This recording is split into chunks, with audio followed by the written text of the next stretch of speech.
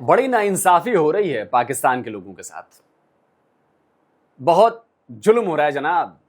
पाकिस्तान की सरकार पाकिस्तानियों से सऊदी अरब में जाकर भीख मांगने से मना कर रही है। ये देखिए, सऊदी अरब में पाकिस्तान की एम्बेसी ने 16 अगस्त को अपने एक्स, जिसे पहले हम ट्विटर के नाम से जानते थे, उस पर एक मैसेज पोस्ट किया है। और इस मैसेज में क्या लिखा है जरा ये देखिए। पाकिस्तान से आने वाले सभी उम्रा यात्रियों और कर्मचारियों के लिए जरूरी संदेश। अब इस एआई मैसेज में मैसेज क्या है वो भी सुन लीजिए।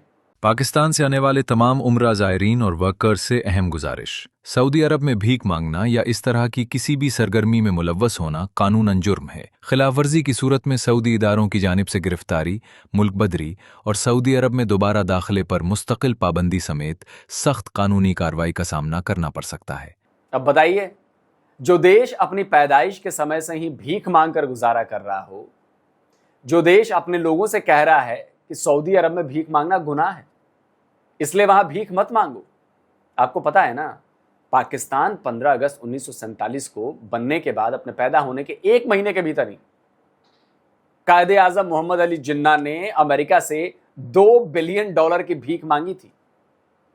वैसे तो इसे कई न्यूज आर्टिकल्स और रिसर्च पेपर्स में लिखा गया है, लेकिन 1982 में एमएस वेंकटरमणी की लिखी जो किताब है the American role in Pakistan 1947 to 1958 में इसे बहुत डिटेल से बताया गया है।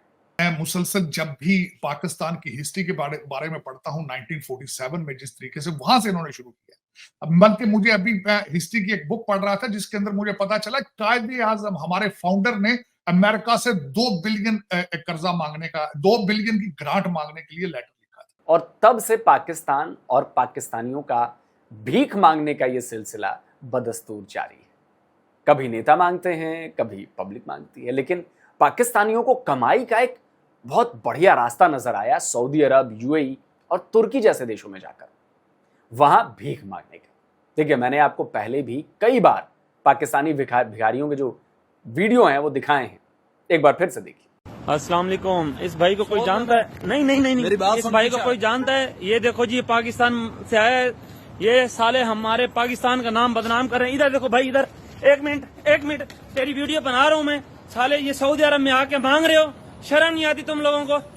ये अच्छा भला पाकिस्तानी सऊदी अरब आकर भीख मांग रहा था। अब ये देखिए, मक्का मदीना जैसे पवित्र शहरों को भी इन पाकिस्तानियों ने नहीं छोड़ा है। यहां भी आकर हाथ फैला देते हैं, कटोरा सामने कर देते हैं। और गजब देखिए कि भीख मांगने का इन पाकिस्तानियों का नेटवर्क बिल्कुल अपनी गवर्नमेंट के साथ कदम से कदम और ताल से ताल मिलाने वाला है। कैसे? मैं बताता हूं। पहले आप क्वेटा के कमांड एंड स्टाफ कॉलेज में पिछले साल मई में पाकिस्तानी प्राइम मिनिस्टर का दिया हुआ यह बयान सुनिए। Trade, investment and economic ties. China is the most time-tested friend of Pakistan. Saudi Arabia is one of the most reliable, trustworthy friend of Pakistan. And so are others, Turkey, Qatar, UAE. But let me make this point abundantly clear.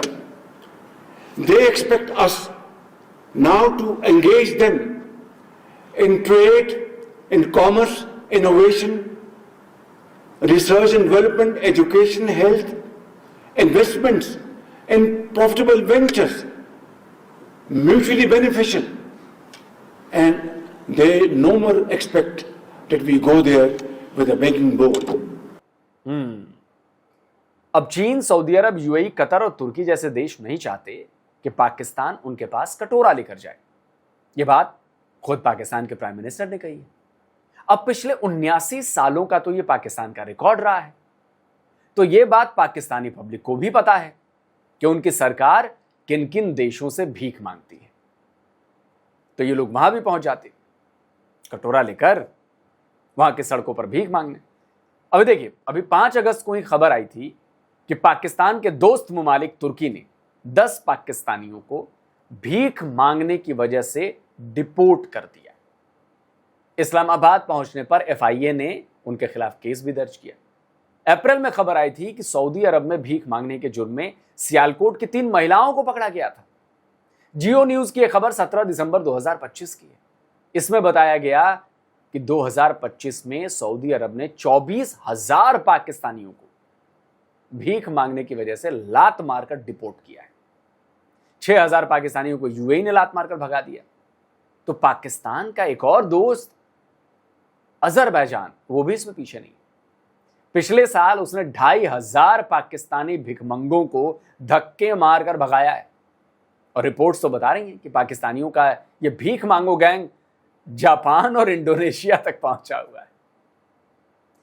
Pakistan senate की standing committee on overseas Pakistani ने तो 2023 की अपनी report में खुद बताया था कि दुनिया भर में पकड़े गए भिखारियों में 90% पाकिस्तानी भिखारी होते हैं। 20 अप्रैल 2025 को डॉन ने पाकिस्तानी डिफेंस मिनिस्टर ख्वाजा आसिफ के हवाले से एक खबर छापी कि 2 करोड़ से ज्यादा पाकिस्तानी भीख मांगने के धंधे में शामिल हैं। और पता है, इससे हर महीने 42 अरब पाकिस्तानी रुपए की भारी भरकम कमाई होती है भाई। अब यह धंधा पाकिस्तानियों को सूट कर गया है।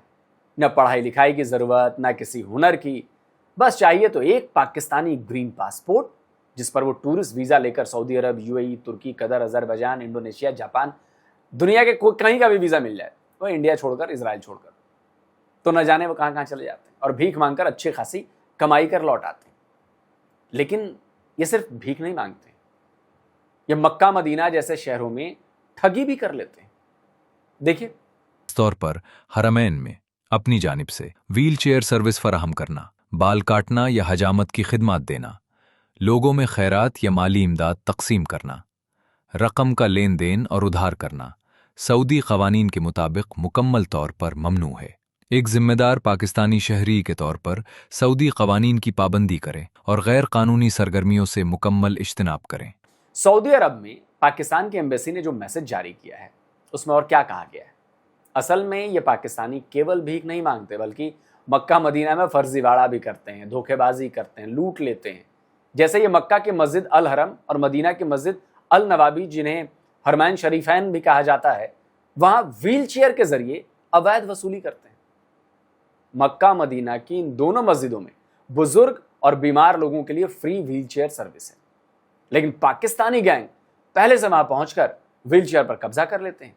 फिर कोई जरूरतमंद को काउंटर से व्हील चेयर नहीं मिलती तो ये पैसे लेकर उसे मुहैया करवाते हैं। कई बार ये वॉलंटियर भी बन जाते हैं और ये मदद के नाम पर यात्रियों से पैसे वसूलते रहते हैं। सऊदी पुलिस ने कई पाकिस्तानियों और दूसरे देशों के लोगों को इस तरह की अवैध गतिविधियों में शामिल होने के आरोप में गिरफ्तार भी किया है। अब सोचिए कि ये पाकिस्तानी मक्का मदीना में आने वाले यात्रियों की हजामत यानी शेविंग कटिंग का काम भी करके पैसे ऐंठते हैं, जबकि ये भी वहां करना गैर कानूनी। और तो और ये अपने किसी रिश्तेदार को बीमार बताकर उनके नाम पर भी उगाही करते रहते हैं। स्पेशली पाकिस्तानी लोग उम्रा वीजा पर आके, मगर कल एक मेरे साथ वाकया हुआ है दम्माम सीको में। मैं चाय पीने के लिए रुका था, एक लड़का आया 24-25 साल का है। वो मुझे रिपोर्ट्स दिया है, मेडिकल रिपोर्ट्स, आप सुनकर हैरान हो जाएंगे। वो medical reports Dammam central hospital की है और उसकी तारीख मार्च 2022 की है। तो समझ रहे हो इनका स्कैम कितना हो रहा है यहाँ। सुना ना? अब देखिए, पिछले साल फरवरी में अरब न्यूज ने बताया था कि 10 पाकिस्तानियों को सऊदी अरब ने डिपोर्ट किया था। ये सारे के सारे 10 पाकिस्तानी उम्रा की वीजा पर सऊदी अरब पहुंचे थे और फिर वही अपने मिशन में जुट गए। मिशन कौन सा? भीख मांगो मिशन। हर साल हजारों हजार पाकिस्तानियों को अलग अलग देशों से डिपोर्ट किया जा रहा है, लेकिन वो सुधरने के लिए तैयार नहीं। पिछले साल दिसंबर में तो 66,000 से ज्यादा पाकिस्तानियों को पाकिस्तान की फेडरल इन्वेस्टिगेशन एजेंसी ने हवाई जहाजों से नीचे उतरवा लिया था, क्योंकि उसे शक था कि ये लोग विदेश जाकर भीख मांगने के नेटवर्क से जुड़े। अब अगर ऐसी ही बात है तो फिर FIA शहबाज और आसिम मुनीर को क्यों नहीं प्लेन से उतरवा लेती भाई? प्राइम मिनिस्टर तो पिछले साल के बाद इस साल भी कह चुके हैं कि भीख मांगने में शर्म तो आती है। इस साल जनवरी में इस्लामाबाद में पाकिस्तान के लीडिंग बिजनेस ग्रुप्स का एक इवेंट किया गया था और इस इवेंट में जो टॉप एक्सपोर्टर्स थे उनको सम्मान दिया जा रहा था। उस प्रोग्राम में शहबाज शरीफ भी पहुंचे थे और वहां पर उन्होंने क्या कहा था, जरा ये भी सुनिए। मैं यहाँ पर बगैर किसी लगी लपटी के आपको बताना चाहता हूँ कि मैं भी और खामोशी के साथ फील्ड मार्शल हम कई ममालिक में गए और उनसे कहा कि IMF का प्रोग्राम है, ये हमारा एक्सटर्नल गैप है, आप इतने बिलियन डॉलर्स दे दें, आप इतने बिलियन डॉलर्स दे दें। मैं उन ममालिक का, उन दोस्त ममालिक का बेहद शुक्रगुजार हूँ कि जिन्होंने हमारी पजीराई की। लेकिन आप जानते हैं कि जब कोई किसी से मांगने जाता है तो अपनी इज्जत नफ्स के ऊपर वो उसकी कीमत उसको चुकानी पड़ती है। और पाकिस्तानी पत्रकार तो यहां तक कह चुके हैं कि पाकिस्तान ने भीख मांगने के मामले में किसी भी देश को नहीं छोड़ा। वो तो गनीमत है कि भारत और इजराइल के साथ उसकी बनती नहीं है, नहीं तो इनसे भी वो पैसा ले लेता है। कर्जों पे कर्जे, रिकॉर्ड कर्जे, कर्जों का सूद देने के लिए कर्जा, कोई, और जैसा मैंने कहा है कि कोई विजन नहीं, कोई पॉलिसी नहीं, इनकी एक ही है, अल्हम्दुलिल्लाह हमें फलां ने कर्जा दे दिया, अल्हम्दुलिल्लाह हमने उनसे कर्जा ले लिया, अल्हम्दुलिल्लाह IMF आ गया, अल्हम्दुलिल्लाह IMF चला गया। ये ट्वीट्स और खैर से एक इसराइल और एक इंडिया, इनसे हमने कर्जा नहीं लिया हुआ क्योंकि इनसे हमारे ताल्लुकात ठीक नहीं। अगर इनसे भी ताल्लुकात ठीक होते तो हम इनसे भी कर्जा शहबाज शरीफ साहब ले चुके होते। तो भाई अगर पाकिस्तान सरकार विदेश जा जाकर भीख मांग रही है और पाकिस्तानी अगर भीख मांग रहे हैं तो फिर कौन सा गुनाह कर रहे हैं? मैं इस मामले में पाकिस्तानियों के साथ हूं। बताया था ना ख्वाजा आसिफ ने, हर महीने 42 अरब पाकिस्तानी रुपए की कमाई हो रही है। तो मुझे तो लगता है कि पाकिस्तान को अपनी यूनिवर्सिटी में इंटरनेशनली भीख मांगने का कोई कोर्स वोर्स चला देना चाहिए। बच्चों को शुरुआत से ही भीख मांगने की ऐसी ट्रेनिंग दो कि कोई इनकार ही न कर पाए उसे भीख देने से। और फिर इस तरह की एडवाइजरी देने के बजाय एक एक बैच को एक एक देश में भेजना चाहिए। और मैं दावे के साथ कह सकता हूं दोस्तों कि भीख मांगने का जो टैलेंट पाकिस्तानियों के पास है ना, अगर उसे निखार दिया जाए, उसे अगर बढ़िया कर दिया जाए, सपोर्ट कर दिया जाए, वो दुनिया में किसी के पास नहीं है। और ऐसा करके पाकिस्तान अपने सारे कर्जे चुकता कर सकता है, फॉरेन रिजर्व भी सरप्लस कर सकता है। सोचो पाकिस्तानियों, सोचो, अपने भीख मांगने वाले टैलेंट का जमकर इस्तेमाल करो। दोस्तों आप क्या कहते हैं? कमेंट करिए, अपनी राय दीजिए। जल्दी मिलता हूं एक और वीडियो में। नमस्कार, जय हिंद।